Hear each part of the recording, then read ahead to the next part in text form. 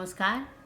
हम अहाँ सबके एकटा हिंदी कहानी सुना रहल छी जकर शीर्षक अछि अच्छे कर्मों का फल। एक महिला रोजाना अपने परिवार के लिए खाना बनाती थी।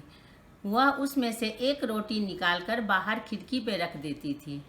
उधर प्रतिदिन एक कुबरा आदमी उधर से गुजरता और यह कहकर जाता कि बुरा करोगे तो तुम्हारे साथ रहेगा, अच्छा करोगे तो वह वापस तुम्हारे पास आएगा।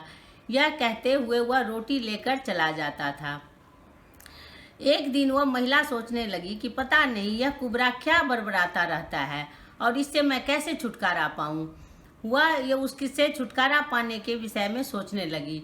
अगले दिन उसने रोटी में जहर मिला दी और वह रोटी रखने जा ही रही थी कि उसके हाथ कांपने लग गए और मन में बेचैनी सी होने लगी। तब उसने उस रोटी को आग में जला दी और दूसरी रोटी लेकर बाहर जाकर रख दी।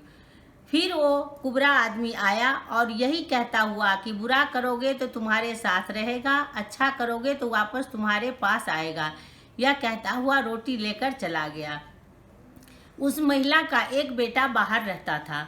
वह उस दिन अपने गांव आ रहा था। रास्ते में कुछ लुटेरों ने उसे पकड़कर उसके सारे सामान, पैसे, जेवरात सब कुछ लूट लिए और उसे पीटा भी और चल दिया।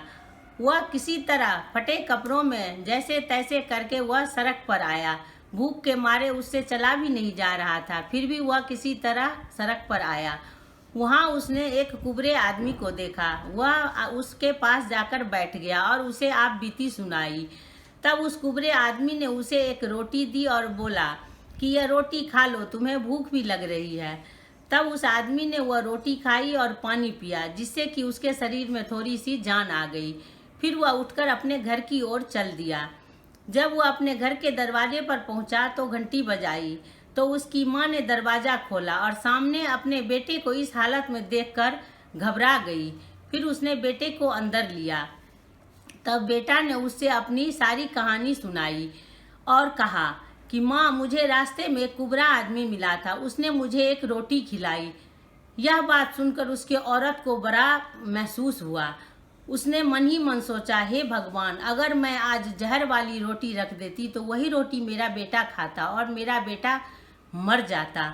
वह मन ही मन भगवान की प्रार्थना करने लगी और उनसे क्षमा मांगने लगी। इसीलिए कहते हैं कि अच्छे करने वालों का अच्छा और बुरे करने वालों का बुरा ही होता है।